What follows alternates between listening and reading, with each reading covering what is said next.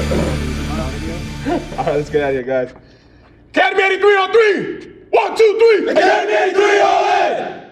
Thanks, guys.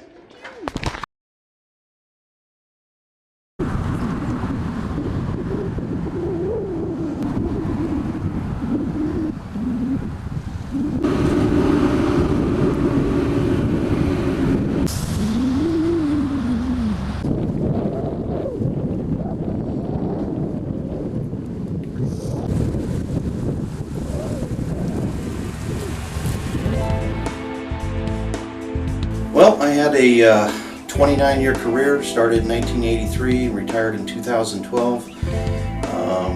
Had my entire career with the City of San Bernardino Fire Department and was able to move through the ranks all the way from firefighter, paramedic, engineer, captain, battalion chief, division chief, and finally retired out as the division chief in charge of training of our department. I had a great career, it was a tremendous experience. As I've said to everybody else and what most firefighters say, greatest job in the world. It was a great ride. I enjoyed serving the citizens of San Bernardino. As a second generation firefighter, my dad was also a firefighter. My brother was a firefighter with me. So those were some unique experiences that only a family that is firefighters together can really understand. So it was a great experience.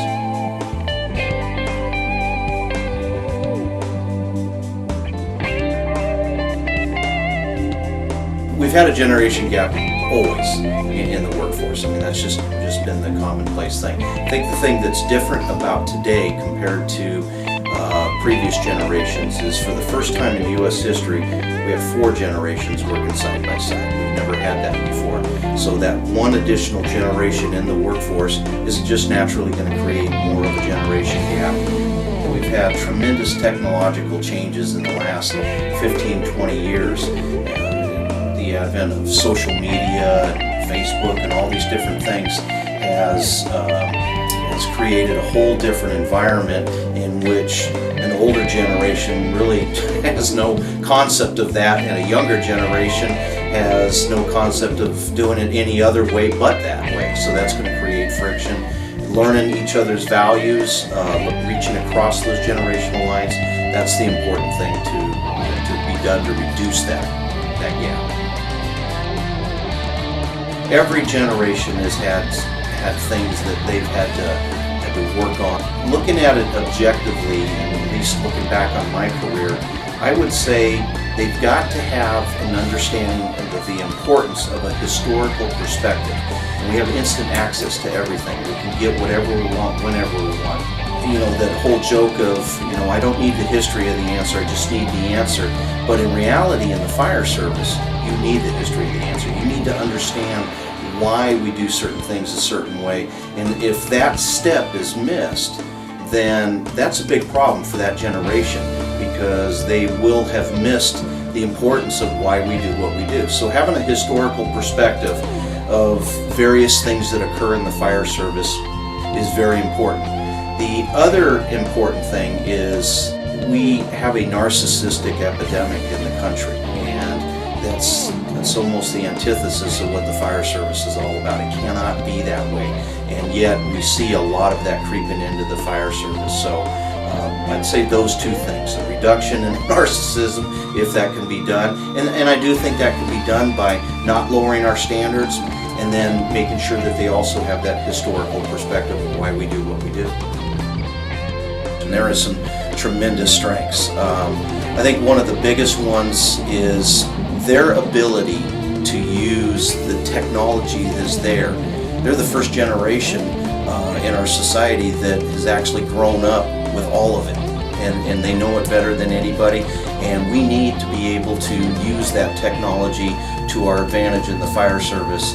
And so from that standpoint, they're completely on it. They understand it, they use it, and they're really good about helping older guys like myself be able to use it and have the patience to teach them.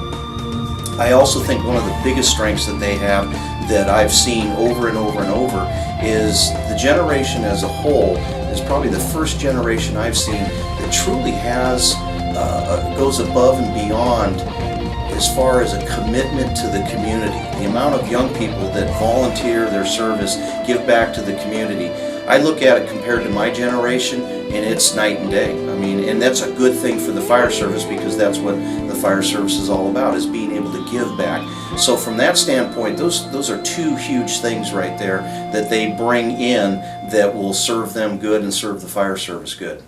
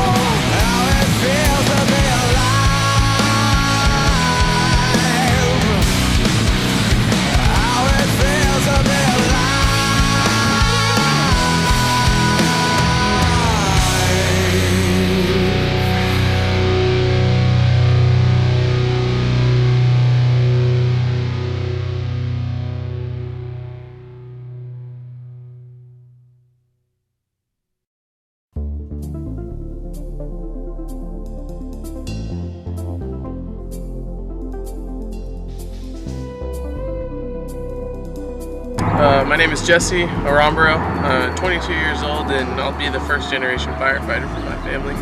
My name is Tanner Baker. I'm 20 years old. I'm a third generation firefighter in my family.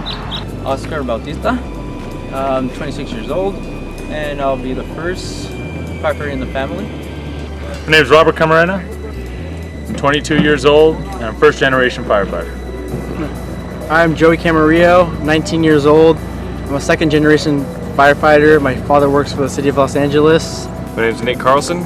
I'm age 23 and I'm a first generation firefighter for my family. My name is Andrew Carnes. I am 22 years old. I'm a second generation firefighter. My name is Zach Cruz. I'm 23 years old, just turned 23. I am a first generation firefighter. I have no one else in my family. My name is Kyle Darby. I'm 20 years old. My stepdad does work for the city of Anaheim. Marcus Davis, 23, second generation firefighter behind my father, who works for Riverside City. My name is Jason Duran. I'm 41 years old. I'm married with 4 kids. I'm the first generation of people in my family pursuing a firefighting career. My name is Cadet Fierro.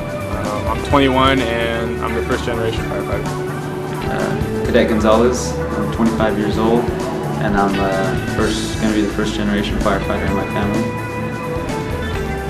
My name is Joe Aiko, 25 years old. First person in my family to go into the fire service. Trevon Morales, 23, and I'll be the first firefighter in my family. Good. Cadet Brian Morgan, 20 years old, first in my family to pursue a career in firefighting. Vincent Piccoli, 19, second generation firefighter. My name is Anthony Vasquez. I'm 22 years old, post generation entering the fire service. Gaurav Singh, 27, first generation, first to pursue this service. Cadet Jacob Sokolowski, first generation firefighter. Cadet Stone, 23 years old, first firefighter in my family. My name is Nick Vega. I'm 27 years old. I am a first gen firefighter. Chad Winery, and 36 years old, and first generation firefighter. My name is Ryan Wood, Cadet Wood, 26 years old. I will be the first generation firefighter in my family. Well, I think that it's all the mainstream things that we think about.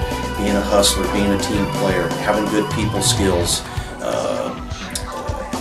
being able to get along with others, have a good blend of skill and talent. Obviously, all those things are important, but some of the intangible things is just having a good heart, being a good, ethical, moral person that will be a great reflection on the fire service. I had to change the way I acted, walked, talked, my whole attitude towards things. I thought it was going to be a physical challenge. I've been prepping physically for this thing for months, and it ended up being challenging your character, challenging your organization skills, your level of maturity, your people skills. It's an all-around challenge for your entire being, so to speak. It's definitely a lot more mentally demanding than I anticipated. Waking up at 3:30 every morning, it's definitely a killer. Attention to detail, keep your mouth shut, do what needs to get done, and don't cop an attitude. Be a thinker. And we have a tendency in the fire service to, especially with probationary employees or young firefighters, is I don't really need you to think, I just need you to keep your mouth shut and do your job. And a good cadet is one that can do all that and yet is a thinker, is 3 or 4 steps ahead of the person that's evaluating them and what can I do better, what do I need to do best, so they're constantly thinking, which takes planning, organization skills, a number of those things. Prepare early, read ahead, get in shape, because that's all going to help you out in the long run. Attention to detail is very important here. I lacked that coming in, but that was very much straightened out from the first couple weeks. I would say just remember that, have a plan. When you get home, utilize your time wisely. It's going to go by so quick when you get home, so just have a plan, know what you're going to do, know what you need to accomplish when you get there, you get it done, and you'll be successful at the academy. You're doing what you're supposed to be doing as far as studying, keeping on top of everything, uniforms, everything, meal prepping. So if you plan on coming to the academy, get all the sleep you can before, because you ain't going to get none coming in. The big package really boils down to this for me is you got to have all those things, but probably the most intangible part is that they have a makeup of themselves that it's not about them. which again, back to this narcissistic thing, they quit thinking about themselves and they think about what's good for the fire academy, what's good for the community, what's good for the fire service. For all the rest of the academies coming along, just stay disciplined, stay focused, remember why you're here, and also don't forget about your buddies. Always watch out for each other, and that's what's going to make it easier for you going through here. And coming together as a team, not put all of our personal reasons for why we're in the academy aside and realize that we're trying to finish this together, and we're one group, and we're a family. Stay responsible for yourself and help out others when you see that they need some help. I was kind of on a personal mission, and I thought it was kind of all on my shoulders. It was all about me. I found out real soon that it was about my brothers next to me, and a bit more about everybody succeeding rather than just me being a hotshot. The best cadets are the people that get that the quickest. Sometimes it takes them a little time to figure that out, but the best ones are the ones that walk out of here and they got it and it's ingrained in their head forever.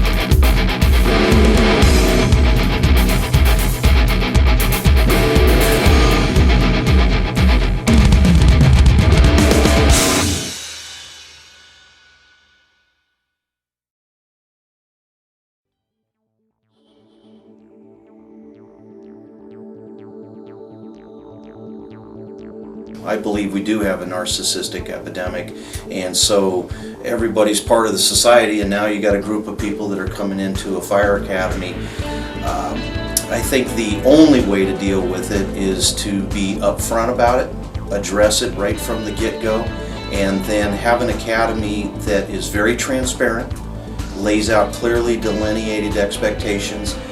Each and every cadet is responsible to themselves, to their peers, and to their superiors. And if everybody holds each other accountable, then we start to understand that whole team concept, and then over a period of time, at least it's been my observation, especially if you have clearly delineated expectations and everybody truly does hold themselves to that and they know that they will be held, then the narcissism just naturally starts to go away. It threw me for a loop how much more trust I saw from the chief to his cadets. Throughout the academies before, I've always seen pretty much no trust in the cadets as far as having them really take charge of the academy itself. Coming into this academy and really seeing what Chief Older's feelings about leadership were outstanding. Chief Alders is an awesome guy, and he has a lot of knowledge. You'd be dumb not to pay attention when he's talking, because he has a lot to teach everybody. So in the end, it's all about what's best for the academy. The end result is, hopefully after 13 weeks, is creating a group of cadets that have the right vision of what the fire service should be, with the right attitude to go in and make it a better fire service. The chief asked me to be the academy leader. I wasn't expecting it, but I took the challenge, and I'm very honored and glad I did. you spend more hours talking to him and dealing with other things, but at the same time, you get the broad scope of everything, how it really works in the fire service, how to respond to your chiefs, how to respond to your battalion chiefs, how to respond to your captains, how to flow information up and down the system.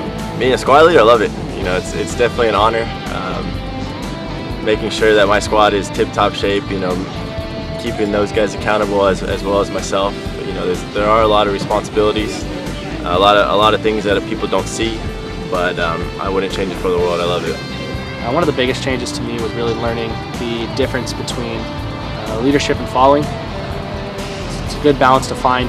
There's definitely a strong emphasis here on both leadership from the leaders, but also leadership within, and finding that balance and knowing when you should be following and when you should be stepping up and being a leader and following those orders, which is a big deal within the fire service and throughout your whole career.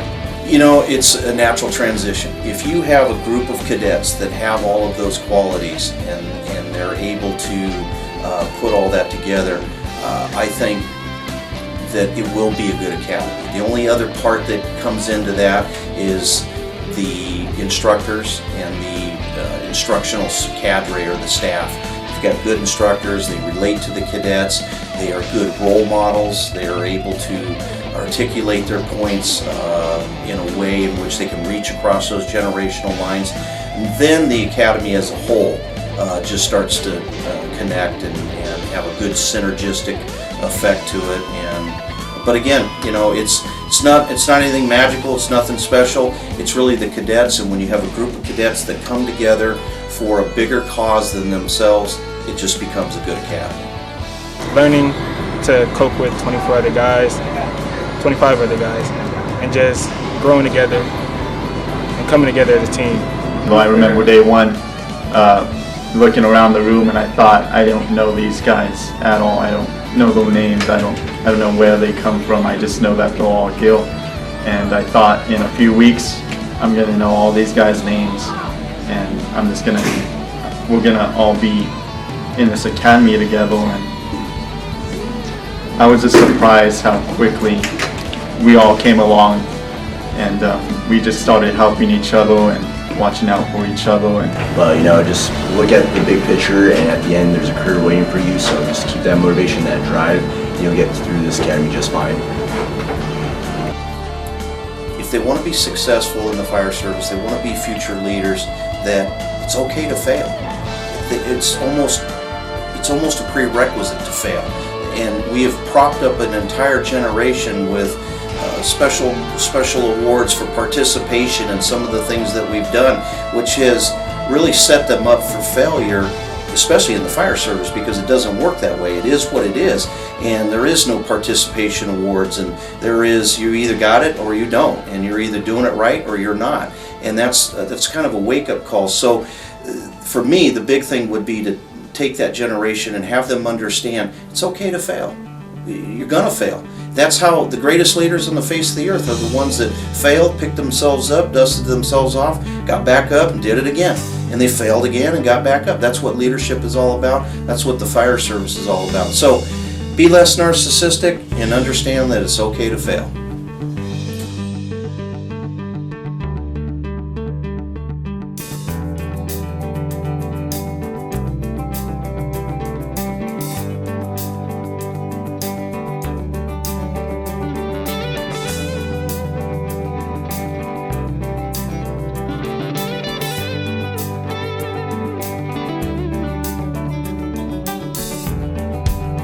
The world can kick you when you're down.